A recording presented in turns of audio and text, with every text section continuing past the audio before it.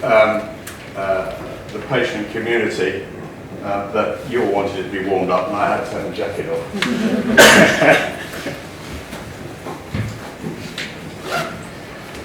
Okay, what I'm going to try to do is to say something about the way in which the committee works and deliberates.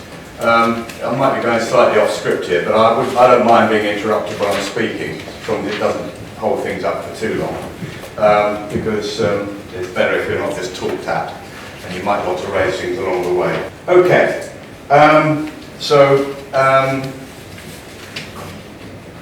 let me start off by saying that you've already seen something of the process that's involved, and these are the steps in the process that lead eventually to a decision being made that involve the committee directly. So there's a process which goes on, which is defining the scope and so on, which doesn't involve the committee. But once we get to the stage where we're starting to, when there's evidence that have been submitted by the manufacturer and other consultees, and comments have been invited on the potential clinical effectiveness and value of the intervention, all this stuff starts to be relevant and germane to the committee. There's an evidence review group, which is usually located in the university, though sometimes in commercial organisations, that will have been commissioned to prepare a report for the support of the committee. And that material will be material that the committee members have to get on top of. And there'll be committee papers prepared, which will cover the evidence submission from the manufacturer, submissions from patients, from clinical specialists, from NHS England, the evidence review group report, and all of that is digested for us very helpfully, I have to say, by the nice technical team in a pre-meeting briefing. So if you really haven't got any other time, you need to look at that on the train. But most people actually are very diligent and work through hundreds and hundreds of pages for each of the meetings. And the evaluation committee considers all of the evidence.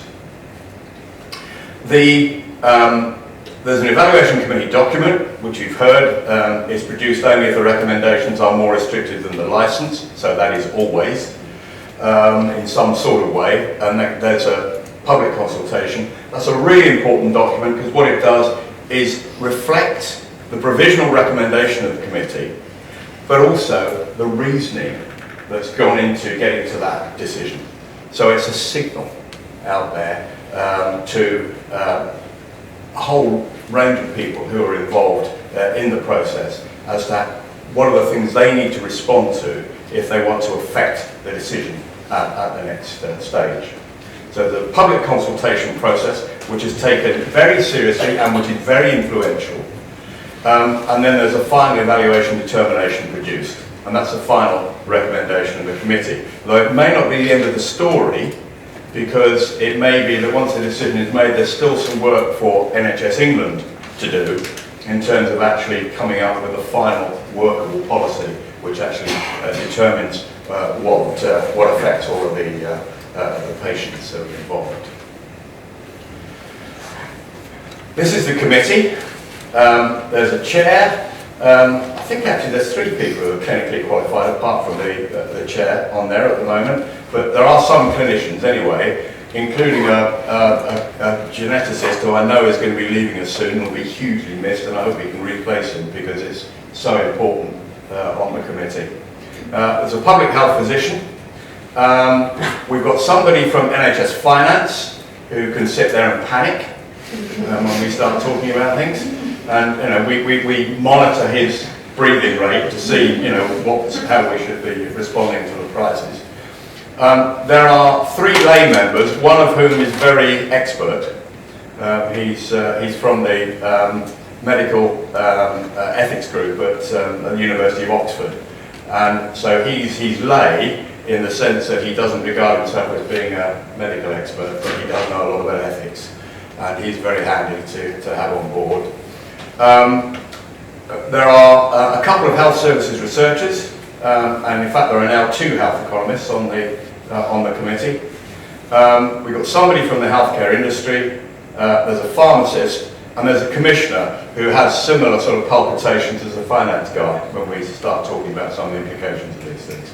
Okay, the committee members, as we've already been suggesting, come from a variety of backgrounds. And actually every single appraisal is a challenge if you're a committee member, because you have to acquire understanding enough about the disease in question. So what does it mean? The effects of the treatments that are currently available, and the effects of what the new treatment might achieve, in order to be able to interpret the clinical evidence, the organisational evidence, and the economic evidence which is presented to them. And the economic evidence isn't just about money, it's about all aspects of value and cost. And you wear two particular hats as a committee member. You're supposed to be intelligent enough to be able to find your way through all this stuff. But you also, in the end, are the keeper of the value judgments which lead you to make the decisions. And this committee is the one on which I felt most exposed in that respect. I mean, I've been on a lot of committees, as you may have gathered from the brief introduction. I'm a real old lag. But this one is one where there are no guidelines. There's no, we heard about the threshold and so on from Eli when he was talking, but actually we don't have anything like that here. So it's actually down to judgments that the committee members have to make. Now some of us are saying we need more guidance from ministers on this, but they're understandably keeping their heads very well below the parapet. But nevertheless, so it's actually a difficult, it's a difficult aspect of it. And it's the case that everybody has to learn something new for every topic. And in fact, most of us are learning quite a lot for every topic. And if you're ever lucky enough, that's in inverted commas, to come along to some of the committee meetings and be part of it, you will realise, I suspect, just how much more people understand at the second meeting than they did at the first. It's no matter how hard you work on the papers and all that kind of thing, listening to your colleagues, talking about different aspects of the problem, listening to the patient's concern, listening to the clinical experts, mean that you learn a lot along the way. And you always know a lot more at the second meeting than you did at the first. And of course, it's all the consultation that's gone on as well. Now, the committee is supported both by an external review group, as I've already said, and a nice technical team.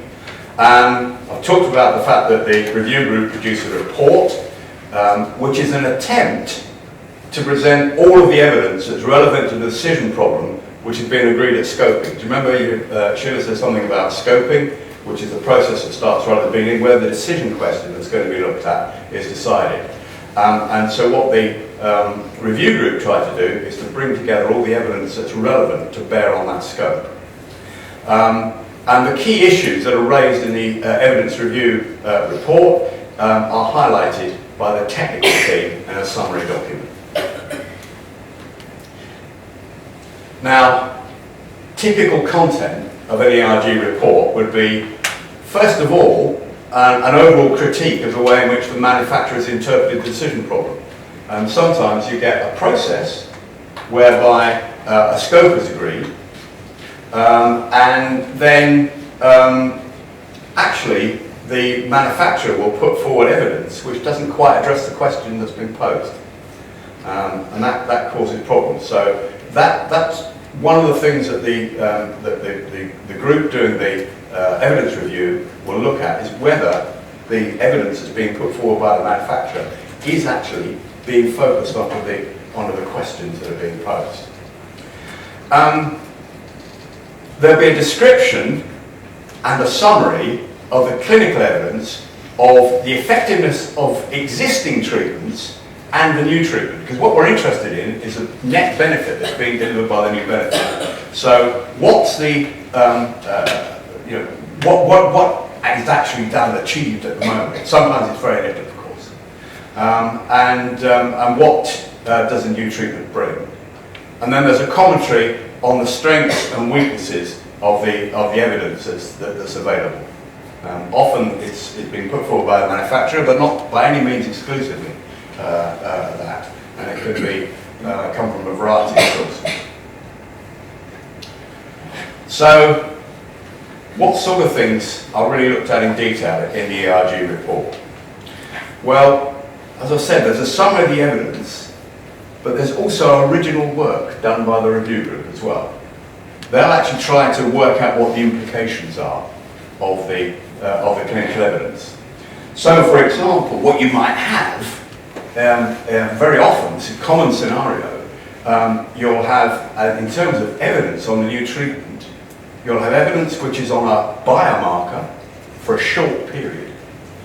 But actually what we want to know is what sort of impact that will have on survival and quality of life for a lifetime. So what difference is it going to make?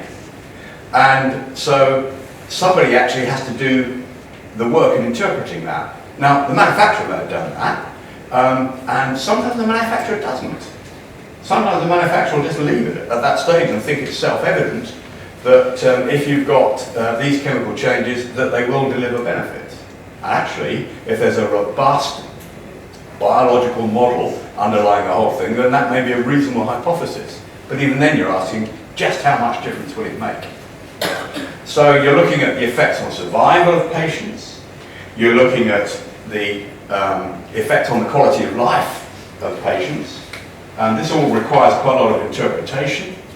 And you're looking at other things as well, quality of life of the family and the carers, for example. This gets an unusual emphasis on this committee, and the other committees I've sat on, that notionally that's something which is of concern, but actually doesn't tend to get much emphasis. But we've recently been looking at an intervention where the effect on quality of life of the carers, family and the carers, has been very prominent in terms of the assessment of the benefits. So there's an attempt to try and look at that as well. There's often poor evidence on this kind of thing. And quite often, the place where we go to try to get the evidence on the effect on quality of life or the effect on the patients or of the family and carers are the patients themselves and the patient organisations. So they may have been asked to say something about that in terms of producing evidence before the meeting, but if they haven't, then they're quite likely to be asked quite hard and close and detailed questions about it during the course of the committee meeting. So that, to try to understand, the committee does try to understand what it means to have the condition and what it means to be treated. So what effect does it have? And it's on the whole of the family. And very often, one of the ways in which we always ask the patients about those effects, but we're also trying to look at evidence as well, wherever we can. Many aspects of the evidence are unclear and open to interpretation. When the manufacturer and the ERG disagree, as they often do, because the ERG actually has a role of trying to deliberately put alternative cases to the manufacturer. When they disagree, the committee members have to try to understand why they disagree and form their own view. And you'll find in our statements that we usually say which one we prefer or which one we're closer to and why.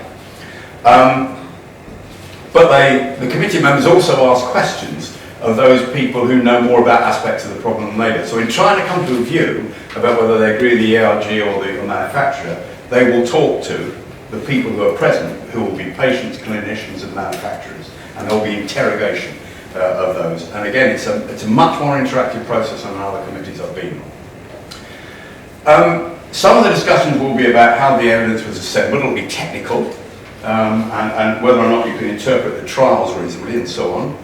And the committee members will be trying to understand how reasonable it is to interpret the evidence in a particular way. These are examples here. On the economic side, what you're really trying to do there is to take what's usually clinical evidence, quite often it may be just biochemical, and trying to assess what the effect is going to be on survival, quality of life, organisation and cost. So what you might have is 20 weeks of evidence on a biochemical marker and you're trying to make a judgment about what the impact of that's going to be for a lifetime. Okay? There's some scope for disagreement in that, as you can imagine. And in those circumstances, all three expert groups, again including the patients, are likely to be asked explicit questions and also asked to volunteer views if they think something important hasn't been discussed. And this is particularly likely to be the case when there's quality of life of patients and carers under discussion. Now, by this stage of the deliberations, the committee will be nearing the end of its deliberations in public. And the chair will ask the manufacturers and clinicians if there are any specific further points they wish to raise before they're excluded. I have to say that set pitches by the manufacturer are discouraged at this stage. But by contrast, the patient representatives usually have the last word in the public session and are invited to say what they wish to the committee about their experience. And then we go into closed session, and that's where we form our recommendations. And in doing so, it has to consider the criteria we saw earlier. So that's the nature of the condition. So what's the nature of the current disease impact? The impact of the new technology. That's about trying to come to a view on what the evidence, written and spoken, what you've heard during the day, tells us. There's the impact of the technology beyond the direct health benefits, so whether there are other potential impacts, for example, leading on to more research, which will allow you to do some other things. And the impact of the technology on the delivery of the specialised service. So again, trying to understand, and as we've already heard, sometimes the fact of there being an effective treatment creates a new service, essentially. And that's done in conjunction with NHS England, a representative of whom will be there, and will usually advise on some of these aspects. There's the cost of the NHS and personal social services, and there's then value for money. And we're trying to look at the incremental benefit of the new technology compared with current treatment options, and the nature of the resources used. And we have to say something about the opportunity cost. And this is a relevant paragraph, 41, of our guidance, which tells us that we need to take into account the total budget for specialised services and how it's allocated, and to try and decide whether or not this is value for money. Now, there aren't any hard budgets actually in this area. There are indicative budgets, but they're not really hard budgets. And in fact, in the end, you're looking at the entire NHS budget. But the implication of that directive is that the opportunity cost of the resources that are used here have to be taken into account. But as I already said, unlike in other areas of technology appraisal advice, there's no cost per quality presented, and there's no threshold. And we're asked to consider the rates of return, the prices that are necessary to keep money coming into addressing very rare conditions. And so the committee tries, for example, to see whether or not it thinks the amount that's being asked for is reasonable, whether this is the only disease area in which a treatment is going to be applied, whether there might be income to come from somewhere else as well. And we're expected to do this. This is an area in which there's not a single person on the committee who's qualified to do it. Okay, so to say it's not an exact science is quite an understatement. It's a really tough call, this one, but we nevertheless have to do it.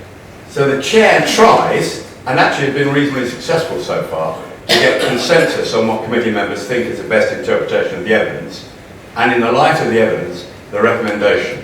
There is an option of going to a vote, but I don't think there's been a vote. No. Patient inputs. There's more patient influence on this committee than any other I've been on. Because the clinical and economic evidence bases that we work on tend to be weak, there are really important roles for clinical opinion. So we rely a lot on what the experienced clinicians have to say, but also patient views about the effects and their importance. As I've already said, the committee isn't affected by special pleading if it lacks content. Everybody we see has a case. Of course they have a case, they're in desperate need. And we recognise that. But what we're trying to understand is more about the detail of what we can do and what the effects are. So we want content. But interaction that supplements the formal evidence and helps make it clear what the implications of the disease are and what the effects of the treatment are, That's what we're looking for. That's what's really helpful. And that will get absorbed with some of the more formal evidence that we've got to try to weigh out that decision.